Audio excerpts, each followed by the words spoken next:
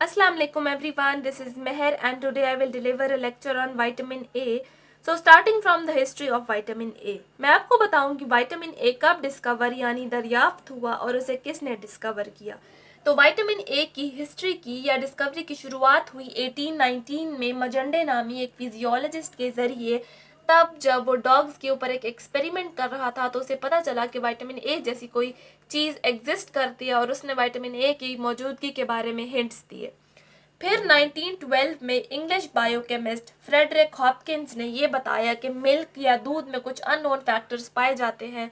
कुछ ऐसी चीज़ें हैं जिनके बारे में हम नहीं जानते, वो ना तो फैट्स हैं, ना तो प्रोटीन्स हैं, ना तो कार्बोहाइड्रेट्स हैं, लेकिन कुछ ऐसी ज़रूरी चीज़ें हैं जो बॉडी की ग्रोथ के लिए या जिस्म की तरक्की के लिए बहुत ज़रूरी हैं। फिर 1932 में पॉल करर ने डिस्क्राइब किया विटामिन ए के केमिकल स्ट्रक्चर को, यानी तब एक्चुअली में विटामिन ए जो है वो वजूद में आया। फिर 1937 में Harry Holmes and Ruth Corbett ने विटामिन ए को आइसोलेट किया एक अलग चीज़ के तौर पे। फिर methods of synthesis of vitamin A came with the work of David Andrian and Joseph Ferdinand in 1946 and Otto Eisler and his colleagues in 1947। यानी कि विटामिन ए के सप्लीमेंट्स को कैसे तैयार किया जाता है या उसे कैसे सिंथेसाइज किया जाता है, कैसे बनाया जाता है, ये हमें किसने बताया? डेविड एंड्रियन और इसके अलावा जोसेफ फर्डिनेंट ने 1946 में और ऑटो आइसलर और उसके कलीग्स ने 1947। Forms of vitamin A. हमारे पास विटामिन ए की दो मेन फॉर्म्स है ह्यूमन डाइट में या हमारी खुराक में, pre formed and pro vitamin A, जिसे हम कैरोटिनॉइड्स भी कहते हैं। अब जो प्री फॉर्म्ड विटामिन ए है जिसकी एग्जाम्पल में हमारे पास रेटिनॉल आ रहा है, ये हमें एनिमल सोर्सेज के ज़रिए मिलता है, यानी कि वो खुराक जो हम लोग जानवरों के ज़रिए हासिल करते हैं, जैसे कि फ़िश यानी मछली, मीट यानी कि गोश्त या मिल्क हो गया, जैसे कि दूध वगैरह हो गया, इन सब के ज़रिए हमें प्री फॉर्म्ड विटामिन ए यानी कि रेटिनॉल मिलता है। फिर आ जाते हैं प्रो विटामिन ए या फिर कैरोटिनॉइड्स के ऊपर। तो यहाँ पर थोड़ी समझने वाली बात है।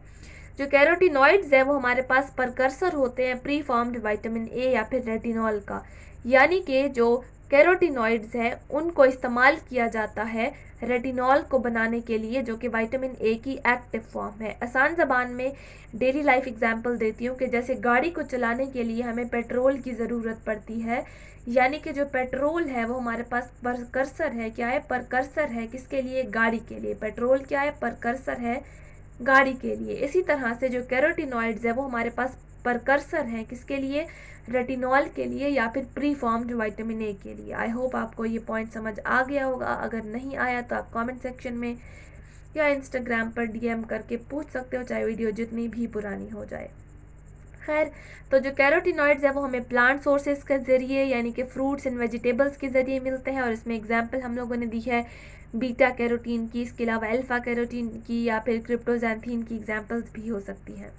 सोर्सेज यानी हमें विटामिन ए कहाँ से मिलता है? विटामिन ए हमें एनिमल्स यानी कि जानवरों और प्लांट्स यानी पौधों दोनों के ज़रिए मिलता है। एनिमल सोर्सेज में विटामिन ए रेटिनॉल की फॉर्म में पाया जाता है, जबकि प्लांट सोर्सेज में विटामिन ए कैरोटिनॉइड्स जैसे कि बीटा कैरोटीन की फॉर्म में पाया जाता है।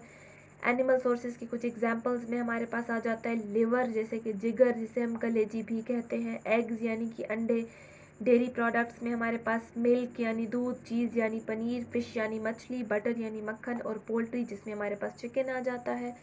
फिर प्लांट सोर्सेज में पपायाज यानी कि पपीते, मैंगोज यानी आम, कैरेट्स यानी कि गाजर, स्वीट पोटैटोज यानी कि शकरकंदी, और स्पिनच जैसे कि साग आ जाता है। और भी कई सोर्सेज हैं लेकिन मैंने यहाँ कुछ मेंशन किए हैं ताकि वीडियो लंबी ना हो जाए। RDA. RDA stands for recommended daily allowance. Definition: level of daily intake of nutrients on the basis of scientific knowledge. RDA हमें ये बताता है कि कौन सा ग़िज़ाई अज्जा, कौन सा nutrient including proteins, carbs, fats, vitamins and minerals हमें कितनी अमाउंट में, कितनी मिकदार में चाहिए, और ये मिकदार कौन डिसाइड करता है? ये मिकदार बेस्ड होती है या फिर मबनी होती है साइंटिफिक नॉलेज पर। जो न्यूट्रिशनिस्ट होते हैं, जो एक्सपर्ट्स होते हैं, वो डिफरेंट एक्सपेरिमेंट्स करते हैं डिफरेंट एजेस के, डिफरेंट उम्र के लोगों पर, और उसके बाद डिसाइड करते हैं कि किस बंदे को कौन सी अमाउंट में कौन सा न्यूट्रिएंट चाहिए। अब हम बात कर रहे हैं विटामिन ए की। So vitamin A 0 to 6 months के जो इन्फेंट्स हैं, जो न्यू बॉर्न बेबीज़ हैं, उनको चाहिए 400 माइक्रोग्राम्स 7 to 12 मंथ्स को चाहिए 500 माइक्रोग्राम्स, 1 to 3 ईयर्स को चाहिए 300 माइक्रोग्राम्स, 4 to 8 ईयर्स को चाहिए 400 माइक्रोग्राम्स। आ जाते हैं मेल्स यानी कि जो मर्द अफराद हैं उन पे 9 to 13 ईयर्स को चाहिए 600 माइक्रोग्राम्स, 14 to 18 ईयर्स को चाहिए 900 माइक्रोग्राम्स एंड देन 18 से लेकर 70 ईयर्स तक के जितने मेल्स हैं उनको चाहिए 900 माइक्रोग्राम्स। आ जाते हैं फीमेल्स पर। 9 to 13 ईयर्स को चाहिए 600 माइक्रोग्राम्स, 14 to 17 ईयर्स को चाहिए 700 माइक्रोग्राम्स। फिर आ जाते हैं प्रेग्नेंट वेमेन पे। तो 14 to 18 ईयर्स की जो प्रेग्नेंट वेमेन है उनको चाहिए 750 micrograms and then 19 to 50 years की जो प्रेग्नेंट वेमेन है उनको चाहिए 770 माइक्रोग्राम्स। लैक्टेटिंग वेमेन जो कि ब्रेस्ट फीडिंग मदर्स होती हैं उनको चाहिए 14 to 18 ईयर्स की जो है उनको चाहिए 1200 माइक्रोग्राम्स, जबकि 19 to 50 ईयर्स की जो लैक्टेटिंग वेमेन है उनको चाहिए 1300 micrograms.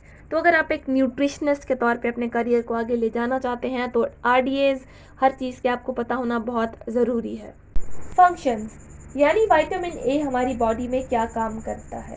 First, support growth. Vitamin A helps in growth, repair and maintenance of the body. इसका मतलब है विटामिन ए मदद करता है हमारी बॉडी को बढ़ने में या तरक्की करने में, कोई चोट लग जाए तो उसको ठीक करने में, और बॉडी को मेंटेन करता है बिल्कुल वैसे ही जैसे हम अपने शूज़ को पॉलिश करते हैं उन्हें मेंटेन करने के लिए। तो विटामिन ए भी हमारे ऑर्गन्स को, हमारे अज़ा को मेंटेन करता है, उन्हें ठीक रखता है, साफ रखता है। Next is fetal development. Vitamin A is essential for pregnant women and their fetus. It helps to build baby's immune system as well as helps to develop good skin and good vision. इसका मतलब है vitamin A बहुत essential यानी ज़रूरी है fetal development के लिए। Foetus क्या है? फीटस अनबॉर्न बेबी है, वो बच्चा है जो अभी पैदा नहीं हुआ। तो विटामिन ए बेबी के इम्यूनो सिस्टम या बीमारियों के ख़िलाफ़ लड़ाई करने वाले निज़ाम को बनाने में मदद करता है, बेबी की अच्छी स्किन या जल्द को डेवलप करने में बनाने में मदद करता है, और इसके अलावा एक बेहतर आई साइट या नज़र को बनाने में या डेवलप करने में भी मदद करता है। Next is supports immuno system. Vitamin A supports our immune system by strengthening the B and T lymphocytes which help to wipe out infected or cancerous cells. इसका मतलब है कि विटामिन ए हमारे इम्यूनो सिस्टम को मजबूत बनाता है, B and T lymphocytes को ताकत देके। बी एंड टी लिम्फोसाइट्स वो सेल्स हैं जो इन्फेक्टेड या कैंसरस सेल्स का खात्मा करते हैं। Next is low light vision. Vitamin A helps us to see in dim light as it is a component of rhodopsin, a protein in eyes that allows us to see in low light conditions. मतलब vitamin A हमें कम रोशनी में या रात में देखने में मदद करता है क्योंकि ये रोडोप्सिन नामी प्रोटीन का हिस्सा है जो आँखों में मौजूद होती है और जो हमें रात को या फिर कम रोशनी में डिम लाइट में देखने के काबिल बनाती है। कौन? रोडोप्सिन नामी एक प्रोटीन जो कि आइज में या आँखों में होती है। Next is protection of cornea. Vitamin A protects the cornea of eye. Vitamin A keeps the cornea moist and as well as filters the high energy blue light reaching the eyes. सबसे पहले जान लें cornea क्या है। Cornea हमारी eyes पर एक transparent यानी ना दिखने वाली लेयर है जो हमारी आंखों को प्रोटेक्ट करती है या उन्हें मुख्तलिफ़ किस्म के ख़तरात से बचाती है। तो विटामिन ए कॉर्निया को मजबूत बनाता है, उसको ताकत देता है। इसके अलावा कॉर्निया को मॉइस्ट रखता है ताकि वो सूख ना जाए या अकड़ ना जाए, जिसकी वजह से हमारी आंखों को बहुत नुकसान हो सकता है। और इसके अलावा जो हाई एनर्जी ब्लू लाइट है उसको भी आंखों तक पहुंचने से रोकता है। हाई एनर्जी ब्लू लाइट की एग्जांपल में हम वो लाइट ले सकते हैं कि जो कि हम रात को जब मोबाइल देखते हैं तो हमारी आंखों में एक लाइट पड़ रही होती है, जिसे हम कहते हैं कि रात को मोबाइल नहीं देखना चाहिए वरना ब्लू लाइट की वजह से आंखें ख़राब हो सकती हैं। तो आई होप कि आपका कॉन्सेप्ट जो है वो क्लियर हो गया होगा। Next is maintenance surface tissues including skin. Vitamin A is essential for maintaining function of all surface tissues including skin. It supports daily replacement of skin cells and ensures that tissues such as conjunctiva are able to produce mucus and a barrier to or against infection.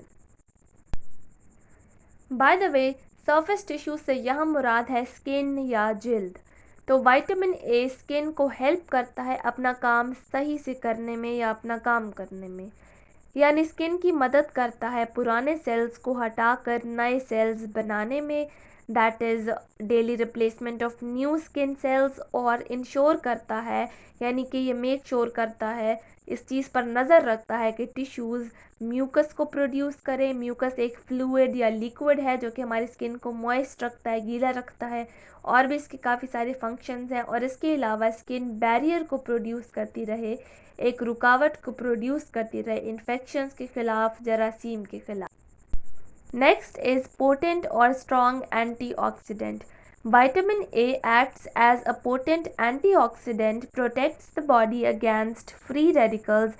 Free radicals play a role in heart disease, cancer, etc., and also slows down aging. As an example, we can take carotenoids, which include beta carotene, alpha carotene, and cryptoxanthin. इन सब के अंदर antioxidant properties मौजूद हैं।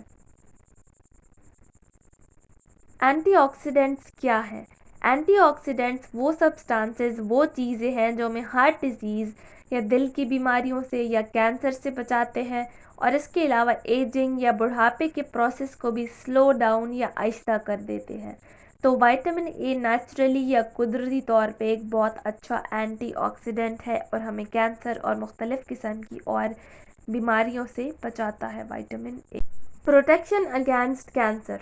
High intake of vitamin A having antioxidant properties protects against development of cancer, different types of cancer, especially lungs cancer. 3 studies revealed a lower risk of lung cancer among persons who consumed carrots and milk on a regular basis in daily life. यानी strong antioxidant होने की वजह से vitamin A cancer से बचाता है, cancer की बहुत सारी किस्मों से हमें बचाता है। हम लोग एग्जाम्पल ले रहे हैं लंग्स कैंसर की। 3 स्टडीज़ ने या रिसर्चेस ने हमें ये बताया कि वो लोग जो कैरेट्स का यानी गाजरों और मिल्क यानी दूध का इस्तेमाल रेगुलर बेसिस पर करते हैं, रोज़ाना की बुनियाद पर करते हैं, उनमें लंग्स कैंसर के जो चांसेस हैं वो उन लोगों के मुकाबले में बहुत कम होते हैं जो कि मिल्क एंड कैरेट्स का या फिर विटामिन ए के दूसरे सोर्सेज का जो इस्तेमाल है वो रेगुलर बेसिस पर नहीं करते। Next is white blood cells. Vitamin A helps in the production and activity of white blood cells. यानी कि विटामिन ए हेल्प करता है या मदद करता है वाइट ब्लड सेल्स को बनाने के लिए। वाइट ब्लड सेल्स हमारे पास ब्लड सेल्स की एक किस्म है और इसके अलावा उनको काम करने में भी ये मदद करता है। Bone remodelling. So vitamin A helps in bone remodelling. तो ये एक ऐसा प्रोसेस है जिसमें मैच्योर बोन टिश्यू को या पुराने बोन टिश्यू को रिमूव करके एक न्यू टिश्यू के साथ रिप्लेस किया जाता है, एक न्यू टिश्यू फॉर्म किया जाता है। तो विटामिन ए जो है वो हमें इस प्रोसेस में भी हेल्प करता है। Benefits for skin. Vitamin A helps to speed up healing, prevent breakouts and support the skin's immuno system and also promotes skin's natural moisture. Vitamin A acne को रोकता है। कोई वाउंड या कोई ज़ख़म हो जाए तो उसको हील करने में, उसको ठीक करने में मदद करता है। इसके अलावा स्किन को सॉफ्ट और मॉइस्ट रखता है और जो नेचुरली स्किन में मॉइस्चर या नमी मौजूद है उसको मेंटेन करता है, उसको बरकरार रखता है और हमारी स्किन के लिए काफ़ी बेनिफिशियल है। और इसके ना होने की वजह से हमारी स्किन या इसकी डेफिशिएंसी की वजह से, कमी की वजह से हमारी स्किन बहुत ड्राई हो जाती है। तो ये थे विटामिन ए के कुछ फंक्शंस। अगर आप चाहते हैं कि मैं आपके लिए विटामिन ए के नोट्स बनाऊं ऑल ओवर पाकिस्तान तो आप मुझे इंस्टा पर मैसेज कर सकते हैं। डिटेल्स, एक्सप्लेनेशन, किस किस्म के नोट्स होने चाहिए सब आपकी मर्ज़ी का होगा, चाहे वीडियो जितनी भी पुरानी हो जाए आप मुझे मैसेज करके नोट्स के लिए कह सकते हैं। अगर वीडियो अच्छी लगी तो please like, share and subscribe करके बेल आइकन को दबा दें ताकि मेरी सारी वीडियो सबसे पहले आपको मिले। मैं मिलती हूँ वीडियो के पार्ट 2 के साथ, तब तक के लिए अल्लाह हाफ़िज़।